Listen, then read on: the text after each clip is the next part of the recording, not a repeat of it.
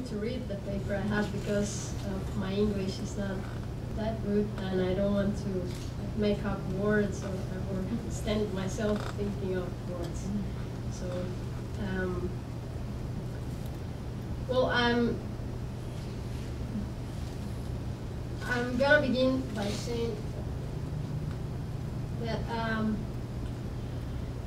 this is probably going to be, well, I have to do a lot of contextualization in order for you to understand what I'm talking about, because it's the Costa Rican situation and history and context, and I hope I can get you to understand the whole thing, because it's kind of big, but well, I'm gonna make an effort. Let's see. The security discourse is a major element in our societies. We could say that in Costa Rica and the United States and in most of Western societies, security is an issue that encompasses many of the population's concerns. It has often become a subject of political campaigns, and at least in Costa Rica, it tops the list of the main problems that people indicate in opinion polls. In this work, I will address the political instrumentalization of security discourses and fear. However, I propose that we think of security in a broad sense, beyond national security and public safety, in order to understand how this discourse operates as a form of social control in favor of hegemony. From this perspective, I proposed an analysis of an event that struck the Costa Rican history, the discussion on the approval or rejection of the free trade agreement with Central America and the United States, CAFTA, where fear and security became crucial.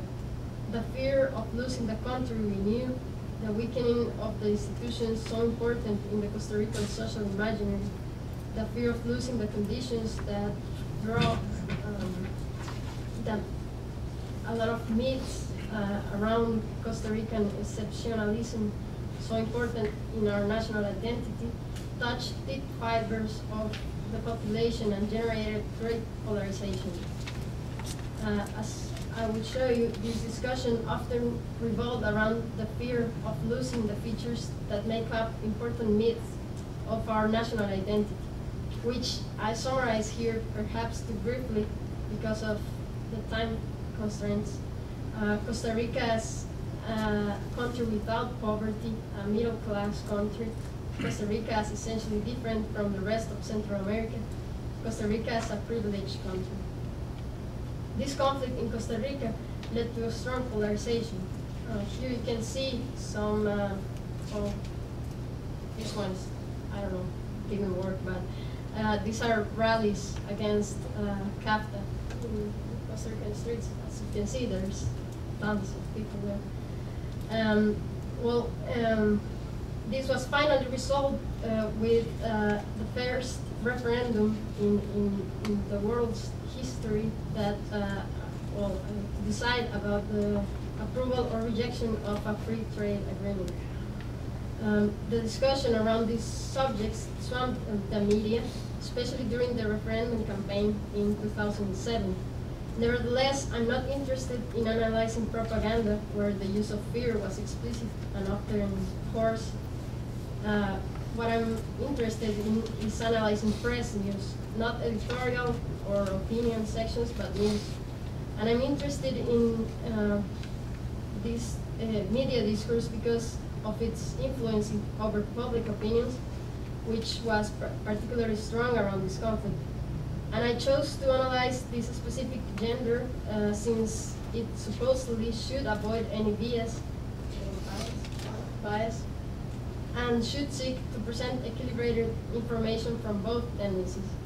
However, as I'm going to discuss, in this context, the referendum frequently became frequently became propaganda, argumentative, and clearly sought to induce certain behaviors in the Costa Rican population. In this sense, the use of fear was the preferred strategy for persuasion. In a brief context of the neoliberalism in Costa Rica, I would have to say that the neoliberal project has been brewing for decades in Costa Rica, but mostly since the 80s. It has been established as a national project and has been reinforced in the hegemonic discourse.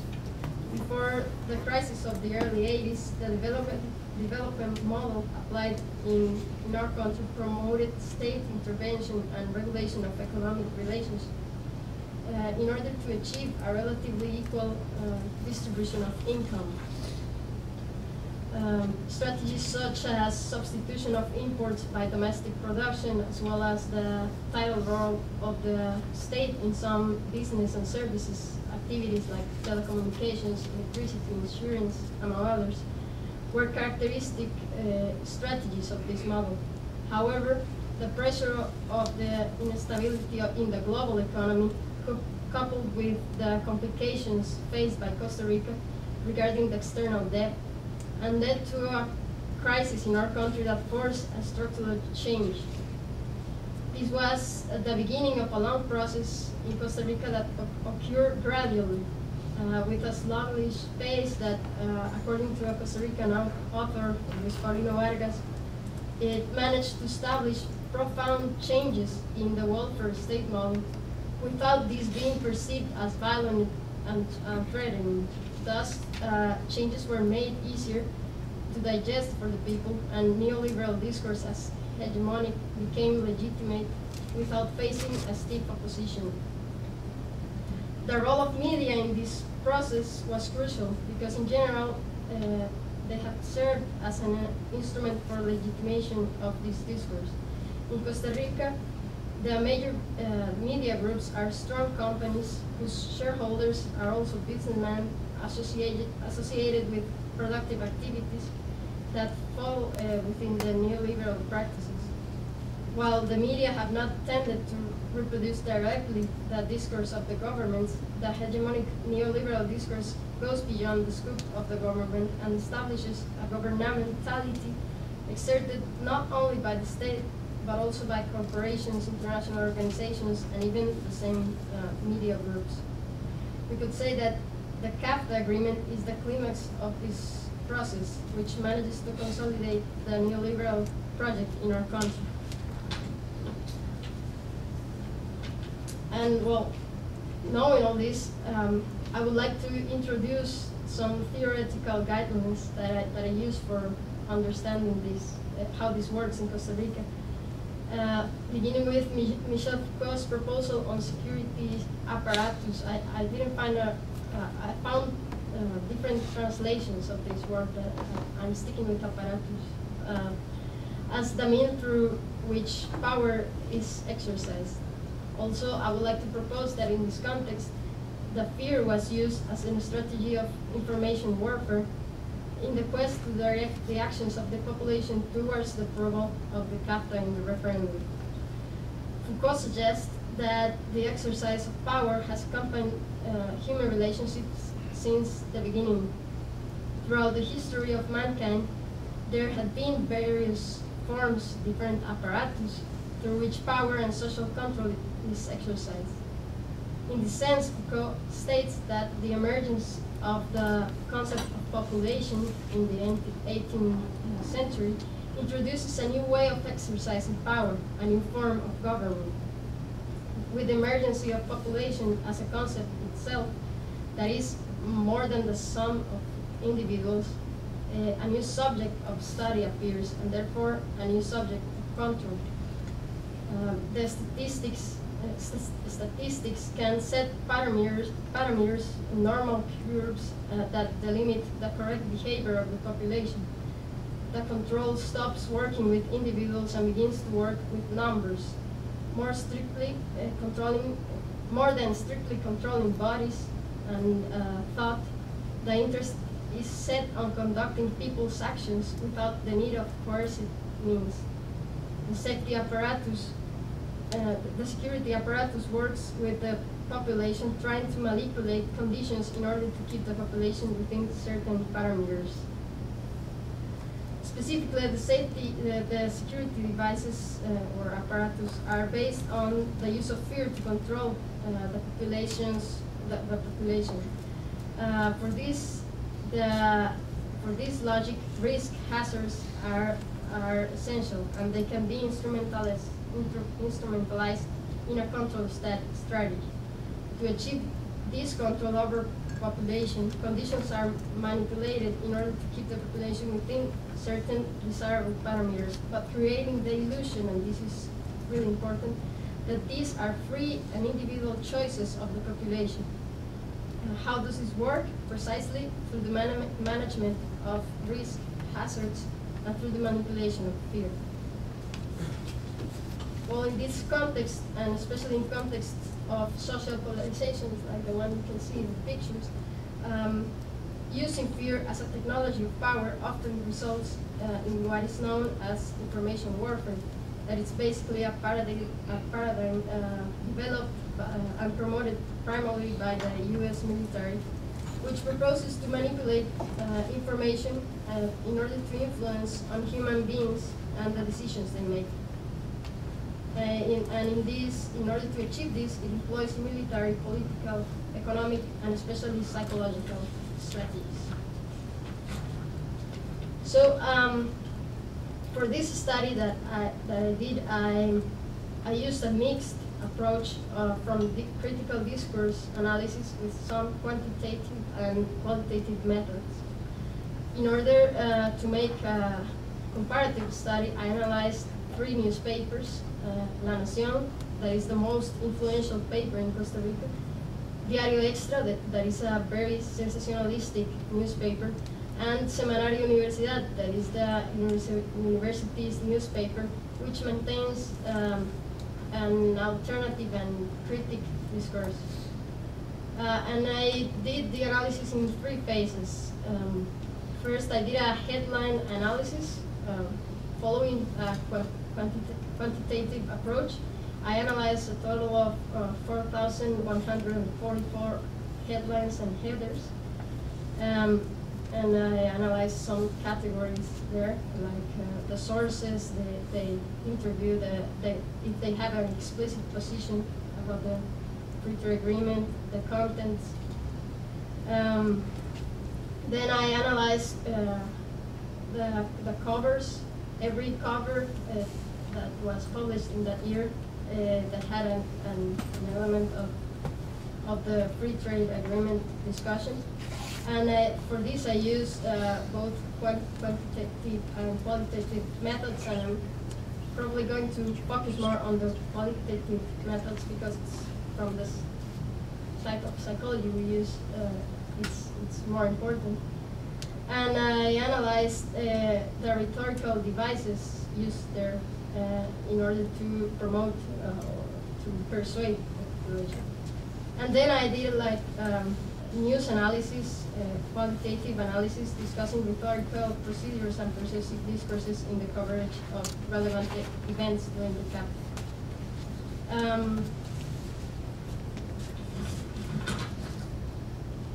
In terms of persuasive arguments that supposedly they should not be in these news pieces, I found 326 headlines that had persuasive tendencies.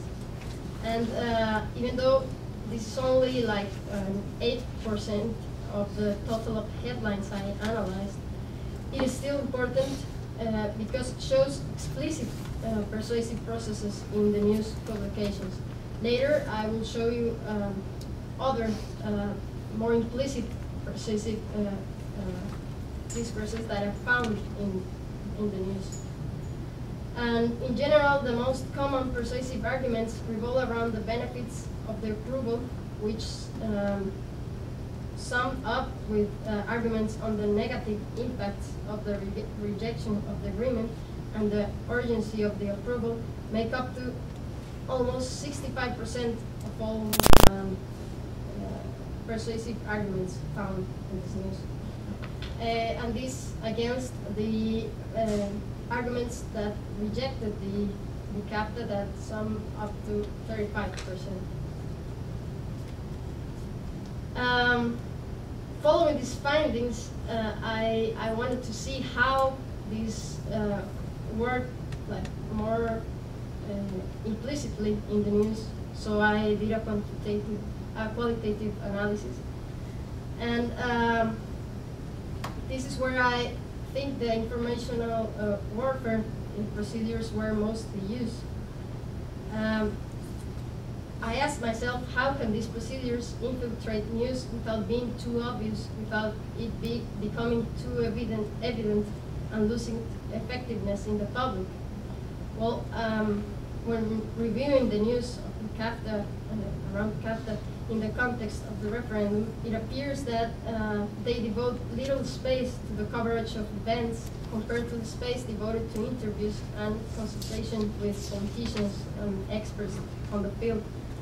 The selection of news sources is a strategic resource in persuasion, as noted by the author Van Dijk. It is frequent to find the use of sources ideologically close to the media in order to reproduce opinions in a subtle way. And this is what happened a lot during the referendum. Although events of both trends received coverage, the arguments of both supporters and rejectors of the CAPTA appeared in the pages of the newspapers. It should be noted that in quantitative terms, there is more space devoted to the supporters than to rejectors. Qualitatively speaking, we could systematize the main arguments as in the news as follows. Supporters of the CAPTA argue mainly in two ways. Firstly, the enormous risk that rejecting the CAPTA meant, the loss of profits of the Caribbean Basin Initiative that I don't know if you know what this is, but it's like it's like an agreement, but it's not exactly free trade, but it gave benefits to Costa Rican exporters. And they said that if we rejected the CAPTA, they were going to take this away. The impossibility of renegotiating another agreement, and therefore a state of chaos and stagnation that would overrun the country. It is common in this sense the use of metaphors and allusions to the danger of massive unemployment. I quote a few phrases such as, if the no, that was the tendency against the CAPTA, if the no wins, Costa Rica won't be the Switzerland of Central America anymore. We will become the Albania of Central America, isolated by our own will. Another one, Costa Rica doesn't have a plan B to apply. Plan B is the Athens. And another one, in the CAPTA, if the CAPTA is not approved in the referendum, we will stay small, or we will lose the right to grow. We will become bonsai trees. At the same time, and this is crucial, they emphasize the benefits of the CAPTA, which is presented as the only instrument that can provide us security against this risk. The combination of arguments, fear and security, is what makes fear discourse such an effective technology of power. In the sense, they promise not only to preserve the current positive conditions, but to improve them and strengthen them. Headlines like, CAPTA will generate more jobs, or it means lower prices at the grocery stores, or the statements of the president at that moment, Oscar Arias. I can assure you that voting yes will not endanger any of the institutions that you saw arise, which make Costa Rica proud. In this case, in the case of those who oppose the CAPTA, the arguments are aimed mostly at the negative effects that would have the approval of the agreement. In terms of impact over sovereignty, unemployment, impact on agriculture, and loss of rights.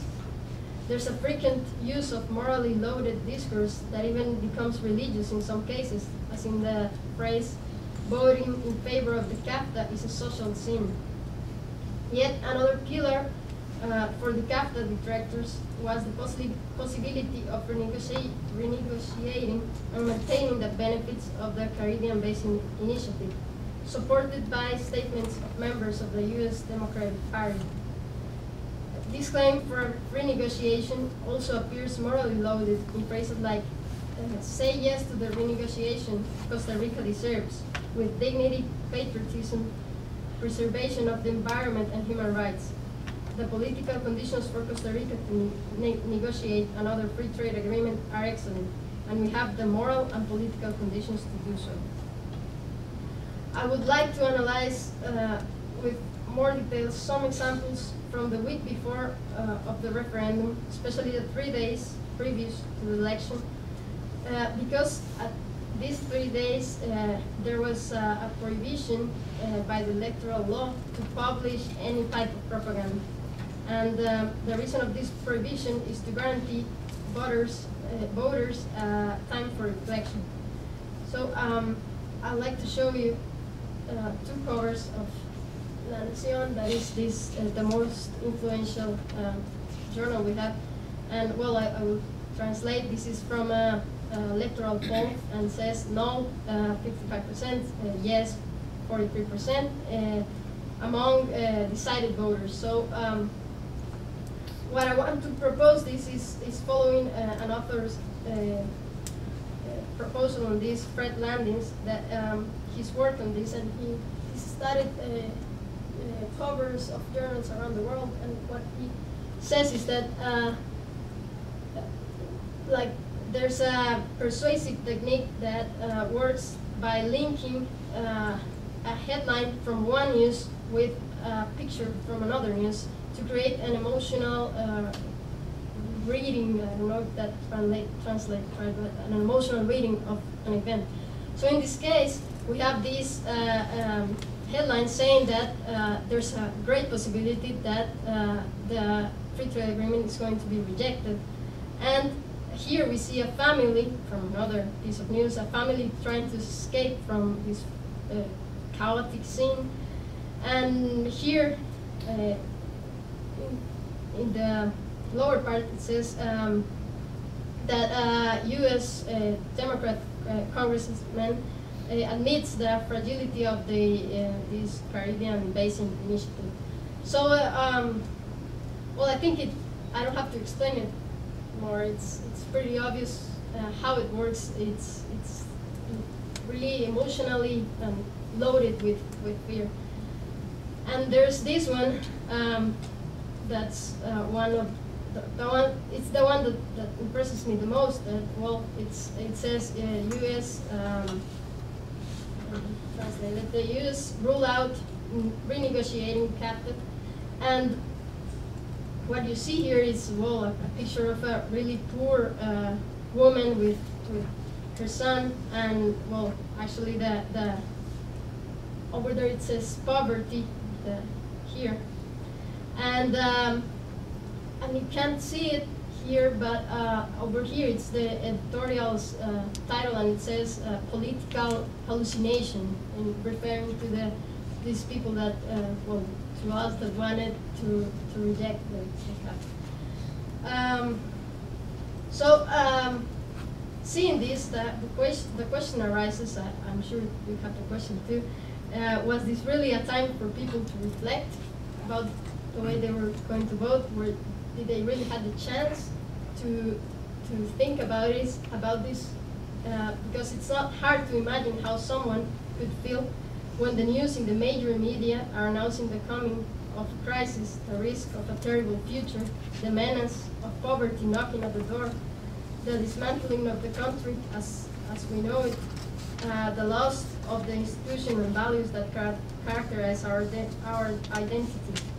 But at the same time, who receives this horrific news is getting the offer of a cure, an umbrella to protect himself from the storm of uncertainty.